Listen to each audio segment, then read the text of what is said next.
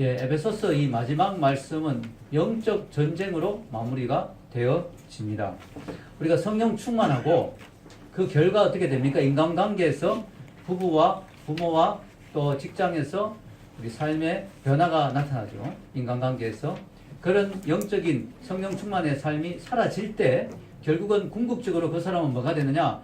하나님 나라를 위해서 싸우는 영적 용사가 되어진다는 거죠. 아멘? 영적인 용사가 되어진다는 것이죠. 또한 이 말씀을 뒤집어 생각하면요. 우리 삶에서 부부 간에, 부모와 자녀 간에, 또 직장에서 여러 가지 문제와 하나 되지 못하는 이 에베소서는 하나됨을 강조하잖아요. 하나되지 못한 일들이 일어날 때 그 원인이 사실은 영적 전쟁의 원인일 가능성도 있다는 것이죠. 영적인 시험일 수 있다는 것이죠. 그것도 우리가 생각할 수가 있는 것이죠. 사탄 마귀는 우리에게 시험을 주어서 우리의 하나됨, 부부의 하나됨 얼마나 아름답습니까? 부모와 자녀의 하나됨 얼마나 아름답습니까? 직장에서나 우리 동료들 간의 하나됨 얼마나 아름답습니까? 교회의 하나됨 얼마나 아름답습니까? 그것을 깨트리고 분열시키고 하려고 하는 그런 일을 마귀가 사탄이 할 수 있다는 사실. 어떤 사람은 무슨 마귀가 있어 이 세상에 이렇게 생각하는 사람이 있는데 그렇지 않죠. 영적인 실체는 분명히 있습니다. 그래서 우리가 마귀가 하는 작전 중에 하나가 마귀가 없다고 믿게 하는 것. 그것이 마귀가 하는 작전이죠. 우리가 거기에 넘어가면 안 됩니다. 영적인 세력이 분명히 있습니다. 그래서 우리가 깨어 있어야 된다. 우리가 영적인 마귀와의 싸움에서 승리하는 비결이 10절에서 11절까지 세 가지가 나와 있는데요. 다시 한번 10절에서 11절 읽어보겠습니다. 끝으로 너희가 주 안에서와 그 힘의 능력으로 강건하여지고 마귀의 관계를 능히 대적하기 위하여 하나님의 전신갑주를 입어라. 아멘.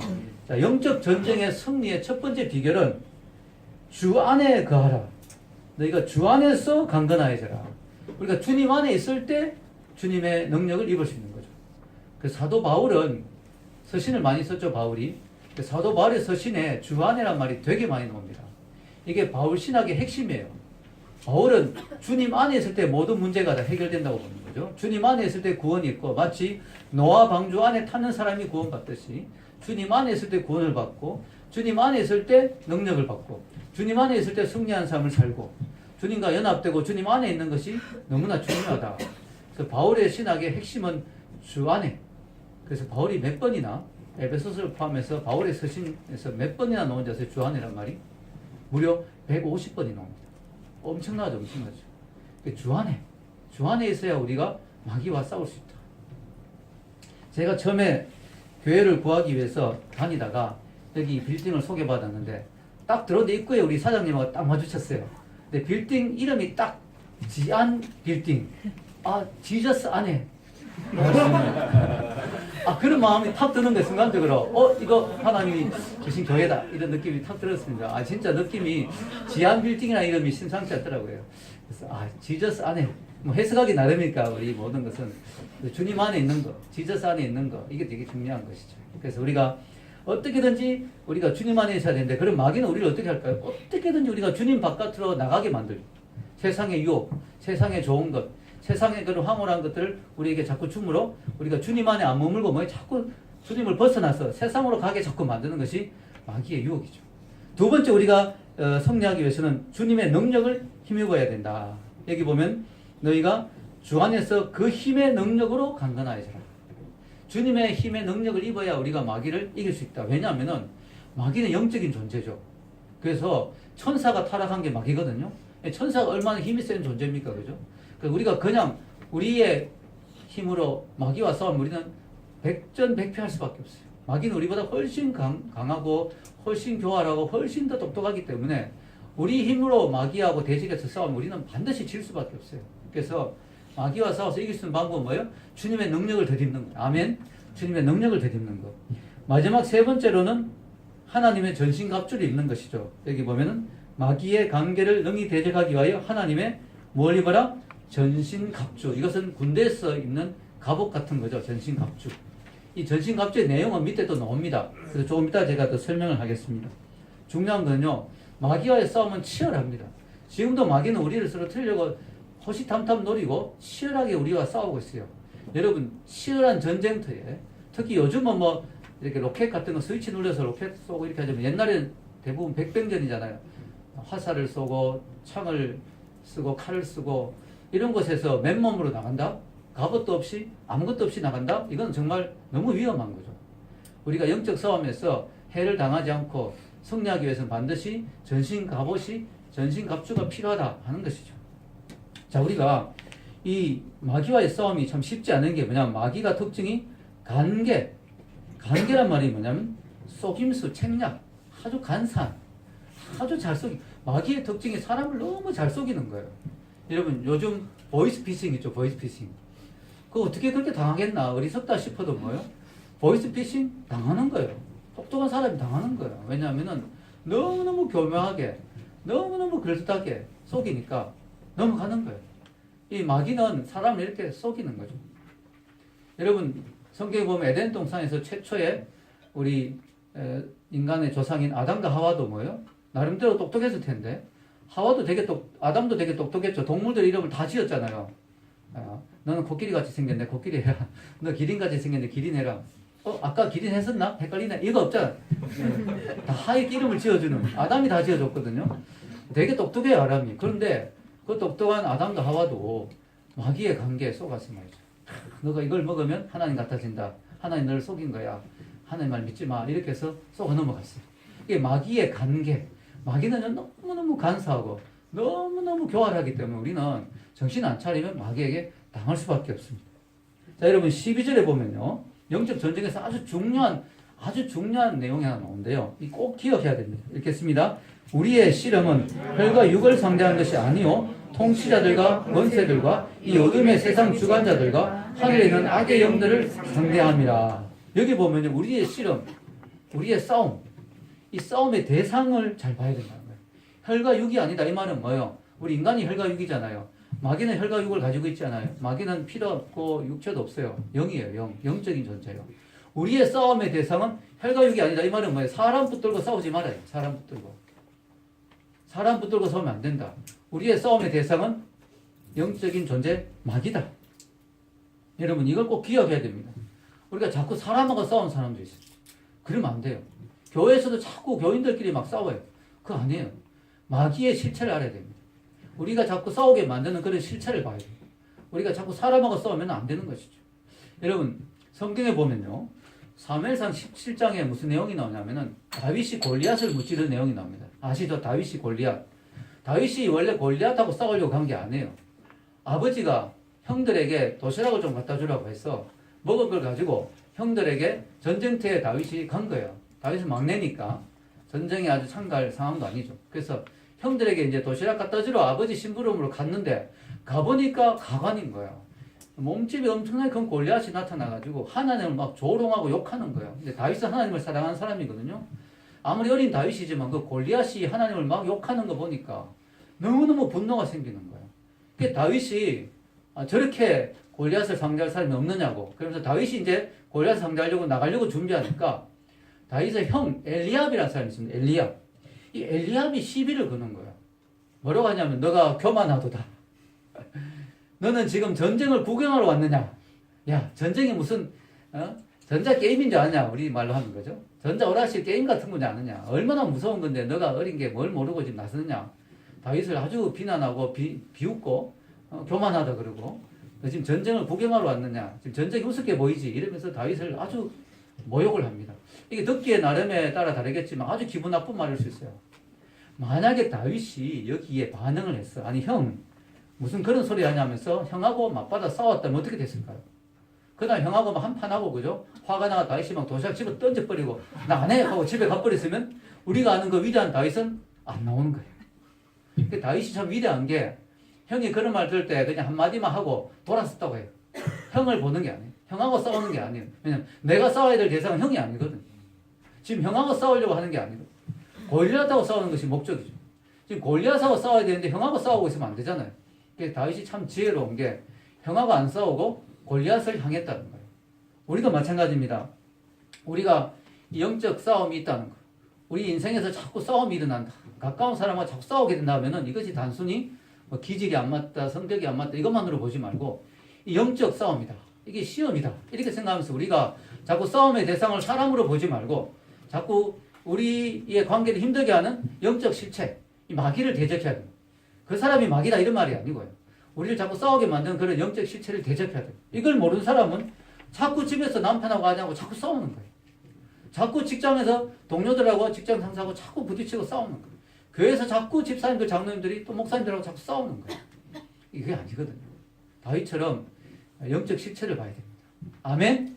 우리의 씨름의 대상은 혈과 육이 아니다. 자, 그러면 하나님의 전신갑주는 어떤 게 있는가? 우리 여기 보면 13절에서 17절까지 나오는데요. 다시 한번 같이 읽어볼까요?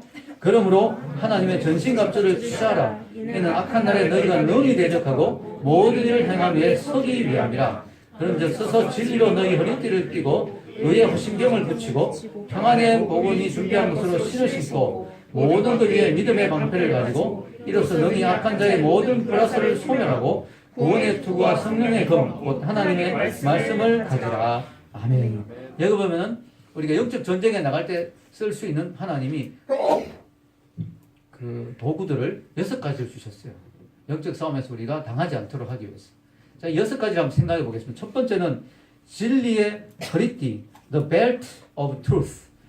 진리의 벨트를 매라. 여러분, 우리가 벨트가 없으면은 아무것도 못하죠. 허리띠가 없으면은 막 바지가 흘러내리고 아무것도 못하죠. 특히 그때 당시 이제 로마 군인들의 옷은 이렇게 쭉 이제 원피스 비슷하게 쭉 내려가는 옷인데 거기에 허리띠를 딱 매줘야 중심이 딱 잡히고 거기에 또 칼을 찰 수가 있고 호신경을 맬 수가 있고 이렇게 하는데 만약 허리띠가 없으면 옷이 걸리적거려서 아무것도 할 수가 없는 거예요. 자, 여러분, 이 진리의 허리띠를 매라. 이 말은 뭐냐면은 진리, 복음의 진리를 삶의 중심에 딱 잡아라. 복음의 진리를 확실히 알고 그것을 삶의 중심에 딱 잡고 또 그 진리를 아는 우리도 진실되게 믿음으로 진실되게 잘 살아라. 그렇게 할 때 우리 중심이 딱 잡히면서 우리가 영적 전쟁을 할 수 있는 준비가 된다 하는 것이죠. 두 번째는 의의 호심경, the breastplate of righteousness.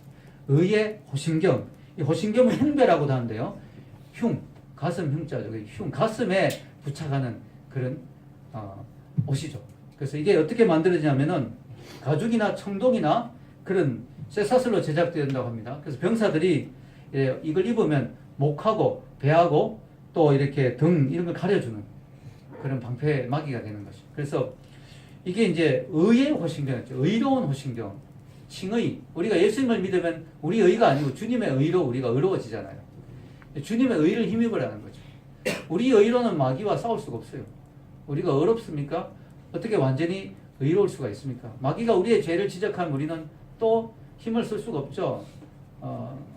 너가 그런 죄가 있는데, 너가 그런 약점이 있는데, 너가 그런 나쁜 부분이 있는데 하면 우리가 마귀하고 맞서 싸울 수 있는 힘이 없어요. 우리가 딱 우리 가슴을 뭘로 보호하냐? 우리 주님의 의로. 아멘? 주님이 주시는 의로 딱 보호하냐? 마귀야, 맞아. 내가 죄도 있고 문제도 있고 실수도 있지만 그러나 주님이 나를 위해 죽으셨다. 주님의 의를 나에게 주셨다.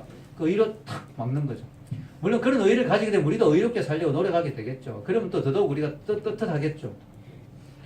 우리 마음을 공격합니다. 마귀는 우리 마음을 자꾸 어지럽게 하고 마음이 힘들게 하고 마음을 낙심되게 하죠.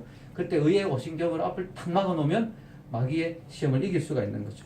세 번째는 평안의 복음의 신. Fit with the readiness that comes from the gospel of peace. gospel of peace. 평화의 복음. 로마 병사가 신었던 신은 좀 특별한 신이죠. 이 샌들 비슷한데 가죽으로 만들어졌는데요. 지형을 박아서 여러 겹의 그런 가죽을 고정시켜서 바닥의 두께가 2cm가 넘었다고 합니다. 그래서 이 신발을 신으면요, 웬만한 돌멩이를 밟아도 발이 아프지 않고 웬만한 뾰족한 그런 것에도 찔리지 않았다고 합니다. 이게 정강이까지 신이 올라오는 거예요. 장화같이 딱 올라서 이걸 딱 묶어버리면 아주 단단하게 딱 묶이면서 웬만한 곳은 가는데 뭐 어떤 날씨든지 어떤 지형이든지 어떤 위험한 곳이든지 뛰어다닐 수 있는, 그래서 싸울 수 있는 준비가 완전히 갖추어집니다. 평안의 복음의 신, 즉 우리가 주님 안에서 평안을 누리고 화평을 누리고 화목을 누리게 되고 그 복음 안에서 우리가 하나님과 화평하고 이웃과 화평할 때 우리는 어디든지 가서 복음을 전할 수 있는 준비가 되는 거죠. 하나님이 기회를 주실 때 우리는 그 평안의 복음을 전할 수 있는 사람이 되는 것입니다. 네 번째는 믿음의 방패죠. The shield of faith. 믿음의 방패. 이 방패는요, 로마군의 방패는 정말 큽니다. 이런 영화 같은 데 보면 큰 방패죠. 이 스쿠툼이라는데요. 이 방패가 나무를 여러 개를 덧대고 그 앞에 또 송아지 가죽을 붙이고 여러 개 가죽을 붙여가지고 방패 자체가 아주 큽니다. 그리고 그 위에 또 쇠를 또 둘렀어요. 이 방패막 앞에 탁 갖다 온몸을 가릴 수 있는 거예요. 그래서 여러분 이 당시 전쟁에서 참 위험한 게 불화살이거든요. 화살에 불을 붙여가 쫙 날리는데요. 이걸 앞에 로마군들이 제 앞줄에 있는 사람들이 방패를 쫙 갖다 대면요. 거의 뭐 요새처럼 탁 막을 수가 있는 거죠. 웬만한 불들은 그 뚫고 들어오지 못하고 떨어지게 되는 것이죠. 그 믿음의 방패. 여러분 이 사탄이요 우리 인생에서 얼마나 많은 불화살을 날리는지 몰라요. 우리에게 많은 의심을 주고요. 야, 하나님은 너 사랑한 게 맞아? 야, 하나님 너 버리신 거야. 너가 무슨 구원 받았단 말이야. 너가 어떻게 하나님의 일꾼이야. 계속 의심을 주죠. 기도 응답이 늦어질 때 또 시험이 들고 그죠? 불화살을 날립니다. 그걸 우리가 몸으로 다 받아내면 너무 힘들어요. 믿음의 방패를 탁 세우면요. 믿음으로. 믿음이라는 것은 뭐예요? 다른 말로 하나님을 신뢰한다. 아멘? 어떤 상황에서 마귀가 어떤 시험을 주더라도 하나님을 신뢰하고 아니야. 하나님은 나의 편이야. 하나님 나와 함께 하세요. 하나님은 반드시 나를 도와주실 거예요. 믿음으로 탁 막아놓으면 웬만한 마귀의 불화살은 우리의 몸에 접근도 못하는 거죠. 아멘? 다섯 번째는 구원의 투구죠. The helmet of salvation. 구원의 헬멧. 쓸쓸한 거예요. 헬멧. 자, 당시의 투구는 청동이나 철로 만들어졌는데요. 이 투석전, 돌이 확 날아올 때가 있어요. 그리고 또 칼이 갑자기 머리로 날아올 때가 있고요. 화살이 뒤로 확 날아올 때가 있고요. 이때 투구를 쓰고 있으면 웬만하면 다치지 않죠. 자, 이 구원의 투구가 왜 필요하냐? 마귀는 우리 머리로 공격하는데 그게 뭐냐면 생각. 우리에게 부정적인 생각을 자꾸 심어주죠. 그때 구원의 확신, 내가 하나님의 자녀라는 확신, 이 구원의 투구가 확실하게 되면 우리는 흔들리지 않습니다. 아멘. 아멘. 마지막 여섯 번째가 성령의 검인데요. The sword of the Spirit. 자, 성령의 검. 모든 것을 다 갖춘 후에 검을 찹니다. 이 검은 좀 날카로운 검인데 양날이 있는 검이에요. 이걸 휘두르면서 공격을 하는데요. 이 성령의 검이 곧 하나님의 말씀이라고 했죠. 자, 여러분, 지금까지 5가지 이 모든 무기들이 방어 수단이었다고 한다면 여섯 번째 검은 공격 수단이죠. 마귀에게 우리가 방어만 하는 게 아니라 공격할 수 있는 그게 바로 검입니다. 말씀의 검. 이 말씀의 검이 딱 있으면 우리가 마귀를 공격할 수가 있고요. 효과적으로 마귀를 제압할 수가 있죠. 근데 여러분 중요한 건 뭐예요? 내가 내 속에 들어와 있지 않은 말씀은 검으로서 역할을 할 수가 없어요. 네. 내게 들어와서 내 것이 된 말씀만이 말씀의 검의 역할을 합니다. 그래서 우리가 말씀을 평상시에 뭐예요? 많이 읽고 또 필요하면 외우고 암송하고 내 것으로 삼는 게 중요해요. 그럼 마귀의 시험이 있을 때 그때마다 말씀을 끄집어내서 마귀와 대적할 수가 있죠. 그래서 내가 내 것으로 삼은 말씀만이 내가 마음대로 쓸 수 있는 검이 된다는 사실을 기억하시기 바랍니다. 자, 사도 바울은 6개의 전신갑주를 이야기하고 난 뒤에 기도의 중요성을 이야기합니다. 우리 18절을 같이 읽겠습니다. 모든 기도와 간구를 하되 항상 성령 안에서 기도하고 이를 위하여 깨어 구하기를 항상 힘쓰며 여러 성도를 위하여 구하라. 아멘. 기도는 하나님의 전신갑주 중에 하나는 아닙니다. 그러나 기도가 왜 중요합니까? 기도가 있어야 이 모든 전신갑주가 효과적으로 활성화될 수가 있어요. 기도의 능력이 뒷받침이 안 되면 이 갑옷들이 녹이 슬고 힘이 없어요. 그래서 기도가 뒷받침이 반드시 돼야 되죠. 기도의 무릎을 꿇을 때 우리는 이런 사탄 마귀에 대항하여 설 수가 있는 것입니다. 아멘. 기도의 무릎을 꿇을 때 우리는 영적 공격에서 설 수 있는 힘이 생기는 거예요. 여러분, 저는 이 말씀을 좀 묵상하면서요, 이런 생각이 들어요. 야, 이 6가지가 전부 전쟁 무기인데 이게 기도를 오늘날의 전쟁 무기로 치면 뭘까? 생각할 때 무전기라는 생각이 듭니다. 무전기. 그때는 무전기가 없었잖아요. 그래서 무전기가 없었기 때문에 이 무전기라는 단어를 안 썼을 텐데요.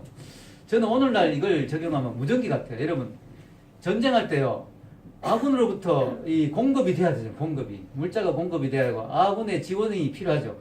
이 무전기가 반드시 필요한 거예요. 적군이 어디 있는지 그것도 알려주고 말이죠.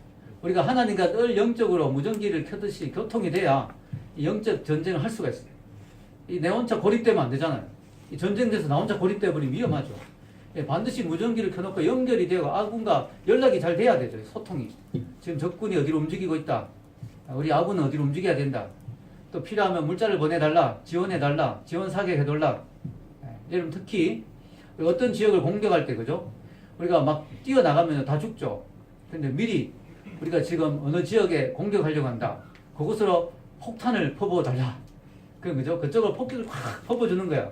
그럼 그쪽에 있는 사람들이 막 다 전멸되죠. 그럼 우리가 그곳에 쉽게 올라가서 이렇게 점령할 수가 있죠. 이런 역할을 하는 게 바로 무전기죠. 우리가 기도로 하나님께 지원 사격을 받고 하나님께로부터 도움을 받고 우리가 어떤 사람을 전도하려고 해도 그래요. 미리 기도로서 지원을 하는 하나님 거기에 미리 은혜의 폭탄을 좀 부어 주십시오. 아멘. 그분들의 마음을 열어 주십시오. 우리가 어디서 수련을 해도 하나님 수련의 장소에 미리 찾아가 주시고 은혜의 폭탄을 좀 부어 주십시오. 은혜의 융단 폭격을 좀 해 주십시오. 우리가 어떤 주의를 할 때 미리 기도해 놓는 거예요. 아멘. 우리가 아주 어려운 오늘 면접을 보러 가야 된다든가 회사에서 어려운 프로젝트를 내가 발표한다든가 이럴 때도 미리 기도해 놓는 거예요. 아멘. 하나님 그곳에 미리 가서 좀 우리 면접관들의 마음을 좀 녹여주시고 하나님 제가 프로젝트 발표해야 되는데 하나님 발표를 듣는 분들의 마음을 준비시켜 주시고 우리가 기도를 하는 거예요. 그래서 우리가 이 기도는 우리에게 큰 힘이 되는 것입니다. 전쟁터에서 무전기와 같은 역할을 하는 것이죠. 여러분 오늘 보면은 뭘 기도해야 되느냐? 모든 기도와 간구를 하되 항상 성령 안에서 기도하라. 여기 보면 항상이란 말이 자꾸 나오죠. 모든이란 말도 나오고 여러 성도를 위해서 구하라. 계속 구하라. 여러 성도를 위해서 모든 기도를 하다. 항상 하라.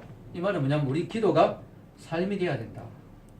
어떤 특정한 시간에 매일 밤 10시 시간을 정해서 기도하는 것도 필요해요. 그러나 더 좋은 것은 날마다 삶이 기도가 되어야 된다. 왜냐하면 마귀는 밤 10시만 딱 골라서 공격하는 게 아니거든요. 여러분 그것이 기도 시간 정하는 건 아주 중요하지만 그러나 마귀가 여러분 어떻게 밤 10시에만 공격합니까? 아니죠. 오후 1시에도 공격하고 아침 9시에 공격하기도. 그래서 우리가 늘 깨어 있어야 된다. 아멘. 늘 깨어 있고 늘 성령 안에 있고 늘 무시로 항상 기도하고 있어야 마귀의 공격을 이겨낼 수가 있는 것입니다. 그래서 여러분 기도는 방학이 없습니다. 왜? 마귀도 방학이 없기 때문에. 그러니까 방학해버리면 안 돼요. 한 달 좀 기도 쉬자. 여름에 더운데 방학하자. 마귀는 방학을 안 하니까 우리가 조심해야 됩니다. 자, 여러분 바울이 마지막으로 자신을 위해서 기도를 부탁하죠. 19절에서 20까지 한번 읽어볼까요? 19절에서 20절. 또 나를 위하여 구할 것은 내게 말씀을 주사 나로 입을 열어 복음의 비밀을 담대히 알리게 하옵소서 할 것이니 이를 위하여 내가 쇠사슬에 매인 사신이 된 것은 나로 이 일에 당연히 할 말을 담대히 하게 하려 하심이라. 아멘. 여기 보면 바울이 이제 마지막으로 나를 위해서 좀 기도해 달라. 이 바울이 보면 에베소서 전체에 보면 성도들 위해서 여러 차례 기도하죠. 얼마나 성도를 위해서 간절히 기도하는지 몰라요. 그리고 성도들에 대한 애끄는 마음으로 성도에 대한 말씀을 많이 줍니다. 그리고 이제 마지막에 자기를 위해서 기도해 달라 이렇게 부탁하는데요. 놀라운 건요. 지금 바울이 감옥에 있어요. 감옥에서 쓴 서신. 그래서 에베소서가 뭐예요? 옥중 서신. 감옥 안에서 쓴 서신인데 놀랍게도 바울은 내가 감옥에서 빨리 나오게 기도해 달라 이런 말 안 합니다. 내가 빨리 풀려나게 기도해 달라. 내가 여기서 살아나올 수 있도록 기도해 달라 이런 말 안 해요. 놀랍죠. 바울은 오히려 복음을 더 잘 전하게 해달라고. 내가 복음을 담대하게 전하게 해달라고. 내가 기회가 되면 말씀을 잘 전하게 해달라고. 그렇게 나에게 기도해 달라고 그렇게 부탁을 합니다. 참 놀라운 것이죠. 바울은 진짜 복음을 위해서 살고 복음을 위해서 죽는 사람인 것 같아요. 오직 복음. 생명도 아깝지 않고 복음을 잘 전하도록 기도해 달라. 이렇게 부탁하는 바울의 모습이 얼마나 아름다운지 모릅니다. 이제 바울의 편지의 결론은 다음과 같죠. 21절 읽겠습니다. 나의 사정 곧 내가 무엇을 하든지 너에게도 알리라 하노니 사랑을 받은 형제여 주 안에서 진실한 일꾼인 두기고가 모든 일을 너에게 알리리라. 아멘. 이 전신갑주하다 보니까 두기고가 무기고로 보이는데 자, 이 두기고는 바울의 동력자인데요. 두기고를 너에게 보낸다. 근데 놀라운 사실은 두기고를 보낸 이유가 22절에 나오죠. 우리 사정을 알리고 또 너희 마음을 위로하기 위하여 내가 특별히 그를 너희에게 보내었노라. 여러분 지금 누가 누구를 위로한다는 거예요. 지금 위로를 받아야 될 사람은 바울이에요. 지금 감옥에 들어가서 언제 죽을지 모르는데 바울이 지금 위로를 받아야 되는데 바울은 위로를 받는 게 아니라 위로해 주려고 두기고를 보냈다. 왜냐하면 바울은 이미 생과 사를 초월했어요. 나에게 위로가 필요하지 않다. 내가 여기서 살아있으면 복음 더 전할 기회가 있으니까 감사한 거고 내가 여기서 죽게 되면 숭배하는 거니까 더 감사한 거고 바울은 이미 위로가 필요하지 않아요. 이미 초월했어요. 그러나 걱정되는 것은 내가 감옥에 갇혔다는 소식을 듣고 실망하고 낙심하고 있을 에베소 교인들이 걱정이 된다. 그래서 나의 신실한 동력자 두기고를 보내니까 그를 통해서 위로를 받아라. 힘을 내라. 나는 지금 잘 있다. 나는 복음을 위해서 담대히 믿음의 싸움을 싸우고 있으니까 내 걱정하지 말고 에베소 교인들이여 말씀 안에 서라. 말씀 안에서 승리하라. 영적 전투를 하라. 이런 도전을 주는 것입니다. 마지막 23절에서 24절입니다. 읽겠습니다. 아버지 하나님과 주 예수 그리스도께로부터 평안과 믿음을 겸한 사랑이 형제들에게 있을지어다. 우리 주 예수 그리스도를 변함없이 사랑하는 모든 자에게 은혜가 있을지어다. 아멘. 여기 보면 이 기도가 축도죠. 축도. 축복 기도. 제가 마지막에 축도하듯이 이 축복 기도입니다. 그래서 아버지 하나님과 주 예수 그리스도로부터 평안이 있을지어다. 은혜가 있을지어다. 그래서 여러분 우리 바울의 서신을 보면 에베소서 처음에도 앞에 1절 2절 읽어보면 축복 기도로 시작하거든요. 축복해주면서 시작합니다. 마침도 축복으로 마쳐요. 우리 기독교인들은 입에서 축복으로 시작해서 축복으로 끝나야 될 줄로 믿습니다. 우리 기도인들 입에서는 축복이 늘 나와야 돼요. 자, 여러분 오늘 말씀의 결론을 내리겠습니다. 오늘 말씀의 제목은 뭐예요? 영적 전쟁의 용사가 되라. 우리가 영적 전쟁을 하는 사람들인데요. 여기에 우리가 용사가 되어야 됩니다. 여러분 우리 교회는요 신학적 용어로 전투하는 교회라고 표현하죠. 전투하는 교회. 왜냐하면 예수님이 이미 영적 전쟁에서 승리했지만 마귀의 머리를 박살냈지만 마귀가 발 뒤꿈치를 묻는 수가 있다 그랬죠. 마귀가 마지막 발악을 하고 있습니다. 그래서 지금도 우리가 너무 방심하면 안 돼요. 주님이 분명히 최후 승리는 주님의 끝이에요. 우리 교회가 최후 승리예요. 그러나 그동안에 우리가 방심하면 마귀가 발악을 하다가 마지막 발악한 데서 우리가 당할 수가 있어요. 그래서 우리가 영적으로 깨어 있으라. 교회는 마지막 주님 오실 때까지는 전투하는 교회가 돼야 된다. 전투하는 교회가 돼야 된다. 여러분 마귀는요 우리의 생각을 훨씬 뛰어넘는 간교한 존재입니다. 여러분 놀라운 건요 마귀가요 성경에 보면 예수님까지 시험하려고 했다니까요. 여러분 아니 예수님같이 대단한 분이 어디 있어요. 근데 성경에 보면 예수님까지 마귀가 시험하려고 왔어요. 그러니까 마귀가 얼마나 지독하고 얼마나 집요하고 얼마나 간교한지 몰라요. 우리가 영적으로 정신 차리지 않으면 마귀에게 당할 수가 있는 겁니다. 그래서 여러분 우리가 오늘 에베소서에 나오는 부부와 또 부모와 또 자녀와 직장 동료와 교회 성도들 간에 하나됨을 방해하는 모든 것들이 마귀의 싸움인 것을 우리가 알고 눈에 보이는 혈과 육의 싸움을 하지 말고 영적인 전쟁을 하고 그리스도 안에서 서로 사랑하고 하나 되고 또 우리가 상대방을 적으로 삼지 말고 동력자로 삼아서 같이 기도하고 특별히 가정에서 부부가 서로 같이 기도하면서 이 마귀의 싸움을 물리치고 영적으로 승리해서 우리가 이 주님 안에서 승리할 수 있는 여러분 되시길 주의 이름으로 축원합니다.